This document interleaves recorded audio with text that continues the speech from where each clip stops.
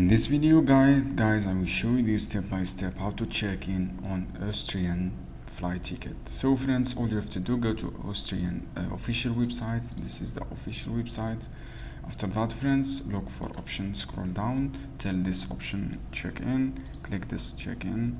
After that friends, all you have to do, you see this option ticket number here. All you have to do, write your booking reference or ticket number guys, and then all you have to, this is just for example, from here write your first name guys, for example your first name and last name. After that friends, click confirm. This is how you can do guys. It is easy steps. Just write all information here, your booking reference and first name and then last name. Click confirm. So guys, it is easy steps. I hope this guide helpful for you. Don't forget to give like and give share this video, and remember to do this checking. You should be notifications and click select sets and add extras.